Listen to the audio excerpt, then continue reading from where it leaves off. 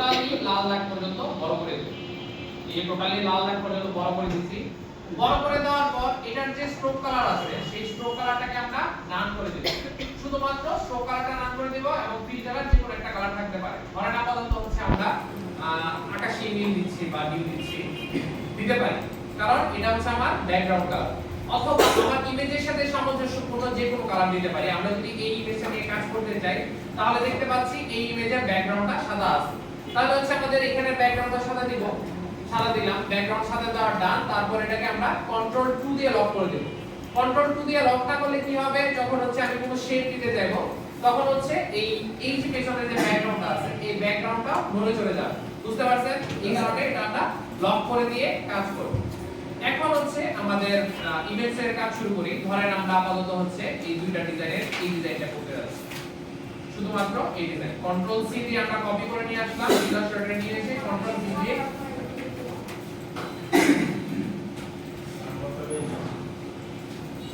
V দিয়ে আমরা paste করে দিচ্ছি।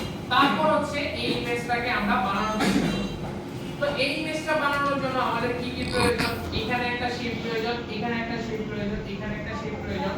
আবার জাস্ট এটাকে যদি আমরা ডুপ্লিকেট করে এখানে বসায় দেই তাহলে আমাদের এই কম্পার্ট মানে এই যে বিজনেস কার্ডের এই পার্টটা আমার না। তাহলে আমরা শুরু করি প্রথমে আমাদের এই অংশটুকু। জাস্ট আমরা রেক্টেঙ্গেল নিয়ে এখানে কাজটা করতে পারি। রেক্টেঙ্গেল নিলাম, এটার কালারটা দিয়ে দিলাম আপাতত কালো, স্ট্রোক কালার না, জাস্ট এটাকে ঘোরায়া এই পাশে বসাই দিই। এখন একটা সমস্যা দেখতে পাচ্ছি, এই যে আমাদের বক্সটা আছে এই বক্সটা তো আমাদের আর্টবোর্ডের বাইরে যাচ্ছে সাথে অন্য আর্টবোর্ডেও চলে যাচ্ছে। তো এটাকে টেনশনের কোনো কারণ নাই, এগুলোকে আমরা ফিক্স করব। এভাবে ফিক্স করব, এগুলো আমরা দেখতেছি পরে। আপাতত আমাদের যে শেপগুলো দেওয়া প্রয়োজন সেই শেপগুলো আমরা নিয়ে আসি। আবার এটাকে আমরা ডুপ্লিকেট করতে পারি। ডুপ্লিকেট করার পর এটাকে একটু ছোট করে দেই এবং এই কালারটা নিয়ে আসি, আইড্রপার দিয়ে এই কালার। এবং যদি বড় করার প্রয়োজন হয় বড় করে দেই। অল্টার ধরে যদি হচ্ছে এক পাশে টান দেই তাহলে দুই পাশেই বড় হবে। বিষয়টা খুব ক্লিয়ার? শর্টকাটগুলো কিন্তু জানা খুবই দরকার যে আমরা অল্টার চেপে যদি এক পাশে টান দেই তাহলে আমাদের দুই পাশেই সেটা বড় হবে। তারপর আমার আবার এই শেপটা দরকার। আমরা চাইলে হচ্ছে এই শেপটারে এই পর্যন্ত এক্সপ্যান্ড করে নিয়ে আসতে পারি, বড় করে নিয়ে আসতে পারি, তাহলে আমাদের আলাদা শেপের প্রয়োজন হচ্ছে। ক্লিয়ার? আমার শেপ টোটালি কমপ্লিট। তারপর আবার কি করব, এই যে শেপটা দুইটা শেপ দিলাম এটাকে জাস্ট ডুপ্লিকেট করে আমরা এখানে নিয়ে আসি এবং জাস্ট এটাকে ফ্লিপ করে দিই। আমাদের এখানে ফ্লিপ অপশন আছে, জাস্ট এটাকে ফ্লিপ সরি এই ফ্লিপটা আমরা ঠিক আছে সবাই এটাকে ফলো করে ডিলিট করেন, নেক্সট বটন করে রাখেন। হ্যাঁ ওকে স্যার, ওকে। তো হচ্ছে আমাদের এই শেপ যেটা ছিল এই শেপটাকে হচ্ছে আমরা ডুপ্লিকেট করার পর এটাকে জাস্ট ঘোরায়া এই জায়গায় নিয়ে আসি। তো আমার মোটামুটি এইখানে যা যা প্রয়োজন ছিল মানে ব্যাকগ্রাউন্ডের জন্য যা প্রয়োজন ছিল শেষ। এটা তো আমাদের লোগোই, এই লোগোটা বানানো যাবে তো নাকি? স্যার লোগোটা কেমনে বানাবো বলেন তো? এই লোগোটা এটা বক্স করা যায় কেমনে করা যাবে বলেন? শেপ আছে, শেপ আছে। আমরা এখানে একটা দুইটা তিনটা চারটা পাঁচটা ছয়টা বাহু যেগুলো আছে হেক্সাগন দিব, মানে পলিগনের হেক্সাগন দিব আর কি। ছয়টা বাহু যেটা আছে ছয় বাহু সম্মিলিত পলিগন দিব। এখানে একটা নিব, এখানে একটা নিব, দুইটা নিব। তারপর হচ্ছে আমরা লাইন টুল দিয়ে জাস্ট হচ্ছে এখানে দাগ টাগ দিয়ে তারপর শেপ বিল্ডার দিয়ে এই অংশগুলো জোড়া লাগিয়ে দিয়ে হয়ে যাচ্ছে। করতে হবে স্যার। শার্ট এর না কোনটা দিয়ে তুমি করা যায় স্যার? জি এই শার্ট এর না কোনটা দিয়ে স্যার ঘুরে ঘুরে তারপরে দেখেন।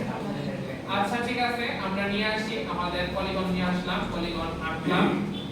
এটা কি ছয় বাহু আছে? একটা দুইটা তিনটা চারটা পাঁচটা ছয়টা, ছয় বাহুই আছে। আমাদের ওইটার মধ্যে জাস্ট ঘুরাই নিয়ে আসি। শিফট ধরে যদি ঘুরাই ডাইরেক্ট 45 ডিগ্রি অ্যাঙ্গেলে ঘুরবে। 45 ডিগ্রি অ্যাঙ্গেলে ঘুরাইলে হচ্ছে না, এটারে সোজা এভাবে ঘুরাইতে পারে, একটু ঘুরতে পারে। ওকে। তারপর হচ্ছে আমরা এটাকে কালারটা চেঞ্জ করে নিতে পারি অথবা শুধুমাত্র ফিল কালারটা বন্ধ করে দিয়ে শুধুমাত্র স্ট্রোক কালারটা দিতে পারি। আপাতত হচ্ছে একটা কালার দিলাম। আবার হচ্ছে এটারে আমরা ডুপ্লিকেট করব, কন্ট্রোল সি কন্ট্রোল এফ, তারপর অল্টার এবং শিফট ধরে এটাকে ছোট করে নিই। ডান। তারপরে কি করব, লাইন টুল নিব, লাইন টুল দিয়ে জাস্ট এই বরাবর আমরা হচ্ছে লাইন একটা দিব। আর কোন বরাবর আছে? এই বরাবর একটা আছে, এই বরাবর একটা আছে, আমরা এই বরাবর একটা দিতে পারি।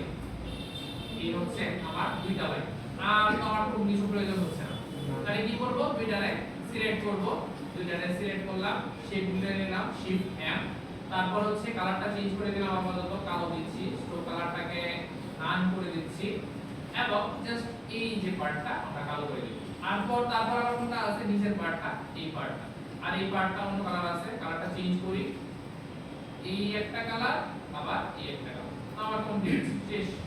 তারপর এক্সট্রা যে পার্টগুলো আছে এগুলোকে আমরা জাস্ট ডিলিট করে দিতে পারি, অথবা এই দুইটা পার্টকে আমরা আলাদা করতে পারি, সহজে আছে। এটাকে শিফট ধরে ধরবো, এটাকে শিফট ধরে ধরবো, এটা এটা, তারপর এগুলোকে বাইরে বাদ দিব, আর এক্সট্রা যে পার্ট আছে সবগুলোকে ডিলিট করব। এই পুরোটারে সিলেক্ট করে কন্ট্রোল জি দিয়ে গ্রুপ করে নিতে পারি এবং স্ট্রোক কালারটাকে নান করে দিতে পারি। তারপর জাস্ট মাঝখানে বসাই নিয়ে আসলেই আমার কাজ শেষ, ইজি। তারপর হচ্ছে আমাদের টেক্সটের দরকার, এই টেক্সট আমরা দিতে পারি, জাস্ট টাইপ টুল নিয়ে হচ্ছে আমরা টেক্সট দিতে পারি। টাইপ টুল নিলাম, যা খুশি লিখতে পারি। এখানে কি লেখা আছে সরি, ধরেন লরিমিউসনি থাক, ধরেন লরিমিউসনি থাক, এখান থেকে হচ্ছে আমরা ফন্টটা চেঞ্জ করি, আপাতত সুন্দর একটা ফন্ট দেই, ফন্ট দেই দিলাম। তারপর হচ্ছে এখান থেকে যাই আছে এগুলো তো পারবেন, বাকি যা যা আছে সব পারবেন। এখানে ভেতরে একটা টেক্সট আছে, ভেতরে টেক্সটের জন্য আমরা রেক্টেঙ্গেল টুল নিতে পারি, রেক্টেঙ্গেল টুল নিয়ে এভাবে রেক্টেঙ্গেল আঁকতে পারি। এবং হচ্ছে এখানের যে রেডিয়াসটা আছে, বর্ডারের রেডিয়াসটাকে জাস্ট গোল করে দিতে পারি। এবং এটার ভেতরে যে ফিল কালারটা আছে, ফিল কালারটাকে নান করে দিয়ে জাস্ট স্ট্রোক কালারটাকে যে কোনো একটা কালার দিলেই আমাদের এটা হয়ে যাচ্ছে। তারপর ভেতরে যা টেক্সট লিখতে চাই টাইপ টুল নিয়ে জাস্ট যে কোনো কিছু আমরা লিখে দিতে পারি। এই তো সিলেকশন টুল দিয়ে এটা হচ্ছে ফন্টটা চেঞ্জ করে দিই, মাই তো দিয়ে দিলাম এবং এটাকে জাস্ট সেন্টার করে নিয়ে আসি। সেন্টার করার জন্য দুইটাকে সিলেক্ট করে এটাকে লক করে দিয়ে জাস্ট এভাবে আমরা সেন্টার করতে পারি। এই তো আমাদের কাজ শেষ। আর কোনো কিছু দরকার আছে এখানে? এই সেন্টার একটু শুরু করে দেই, ঠিক আছে, এটা শেষ। আবার হচ্ছে এই দুইটারও সেন্টার করে দেই, আর সেন্টারে ঝামেলা হচ্ছে না।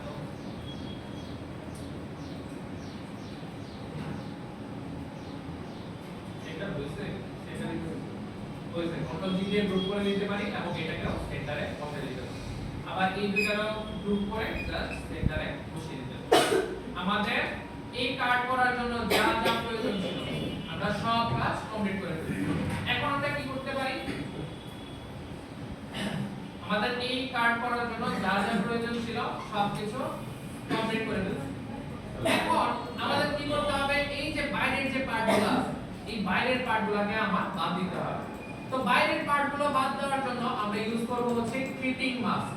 ক্লিপিং মাস্ক জিনিসটা কি আসলে, ধরেন এই যে ইমেজটা আছে এই ইমেজটা থেকে আমি নির্দিষ্ট কিছু অংশ, ধরেন পলিগনের মতো কিছু নির্দিষ্ট অংশ আমি রাখতে যাচ্ছি। শুধুমাত্র পলিগনে যতটুকু দেখা যাচ্ছে সেই অংশটুকু আমি রাখতে যাচ্ছি, বাকি সবকিছু বাদ। বিষয়টা ক্লিয়ার? শুধুমাত্র এই যে পলিগনে যে শেপটা আছে এই অংশটুকু মানে ইমেজের এই অংশটুকু হচ্ছে থাকবে, বাকি সবকিছু বাদ। তো ক্লিপিং মাস্ক করার জন্য কি করতে হবে, যে ইমেজটাকে আমরা ক্লিপ করব সেই ইমেজটা থাকবে হচ্ছে পিছনের দিকে, আর যেই শেপ অনুযায়ী আমরা ক্লিক করব সেই শেপটা থাকবে উপরের দিকে।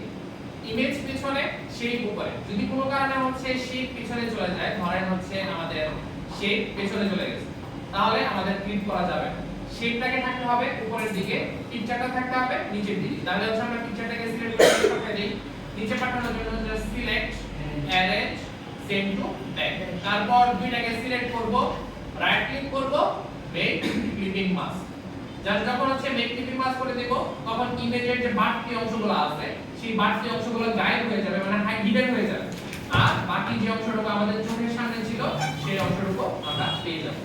এখন আমার অনেক সময় হচ্ছে এই ইমেজটাকে অ্যাডজাস্ট করার প্রয়োজন হয়, যেমন হচ্ছে এই যে ব্যান্ডেক্স লেখাটা আছে, ব্যান্ডেক্স এটা হচ্ছে এক ডান পাশে চলে গেছে, আমি চাচ্ছি এই যে ইমেজটা আছে একদম সেন্টারে নিয়ে আসতে। এখন হচ্ছে আমরা আইসোলেটেড পাথ ইউজ করব। এতদিন হচ্ছে আমাদের এরকম আইসোলেটেড পাথ হচ্ছে ভুলবশত চলে আসছে, কিন্তু এখন হচ্ছে এটা আমরা প্র্যাকটিক্যাল ইউজ করব। তো আইসোলেটেড পাথ করার জন্য কি করব, এটার উপরে আমরা ডাবল ক্লিক করব। ডাবল ক্লিক করার পর দেখতে পারবো যতবার হচ্ছে আমরা ডাবল ক্লিক করব ততবার আমরা দেখতে পারবো ইমেজটা উপরে চলে আসছে। তো এখান থেকে জাস্ট এভাবে এখন টান দিয়ে আমরা এটাকে অ্যাডজাস্ট করতে পারি। তারপর জাস্ট বাইরে ক্লিক করলেই এই যেটা ঠিক হয়ে যাবে। এই যেরকম এরকম এই যে ভাবে টান দিয়ে এটাকে আমরা সেন্টার করে নিতে পারি। বিষয়টা বুঝতে পারছেন? মানে তো লক করা ছিল না, লক করা ছিল না, কখনোই লক করা ছিল না। তো এখানেও যদি আমরা এই এক্সট্রা অংশগুলো বাদ দিতে চাই তাহলে কি করব? আমরা রেক্টেঙ্গেল টুল নিব, লাল দাগ থেকে লাল দাগ পর্যন্ত একটা শেপ নিব, যে কোনো শেপ, ফিল কালার থাকলেও চলে, না থাকলেও চলে, স্ট্রোক কালার থাকলেও চলে, না থাকলেও চলে, কিন্তু আমার একটা শেপ লাগবে। তো শেপ আনার পর কি করব? পুরোটাকে সিলেক্ট করব, রাইট ক্লিক করব, মেক ক্লিপিং মাস্ক, তাহলে আমার এক্সট্রা যে পার্টটা আছে এক্সট্রা পার্টটা আমার হাইড হয়ে যাবে। ক্লিয়ার? বুঝতে পারছেন? করা যাবে? একটু প্র্যাকটিস করেন। রাইট ক্লিক দেওয়ার পরে রাইট ক্লিক করার পর মেক ক্লিপিং মাস্ক, প্রথমে শেপ নিব, যে অংশটুকু আমি হচ্ছে ক্লিক করতে যাচ্ছি সেই অংশের উপরে শেপ নিব, শেপ নেওয়ার পর পুরোটাকে সিলেক্ট করব, সিলেক্ট করার পর রাইট ক্লিক করে মেক ক্লিপিং মাস্ক।